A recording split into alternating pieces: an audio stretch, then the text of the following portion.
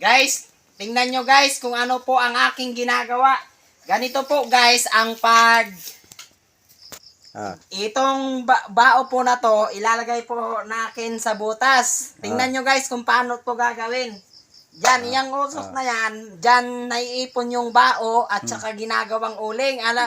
Alam nyo naman guys yung uling na binubutang sa kalan. Binubutang guys sa kalan, nagluluto sila.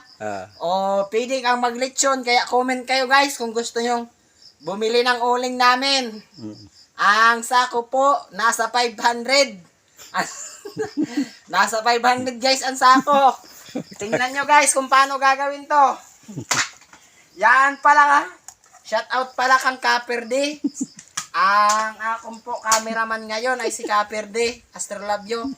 Comment kayo guys kung matibay po, kung magaling po si Ferdinand mag-video. Tingnan nyo na lang guys yung gagawin. At kung tingnan nyo kung gaano ka tindi si Astrolabio na mag-video sa akin. Yang pinapanood nyo yan na video si Ferdinand yan. Ferdinand Marcos na ito po ang nawawalang kapatid na ni Marcos Sr. na si itong dating presidente na si Ferdinand Marcos.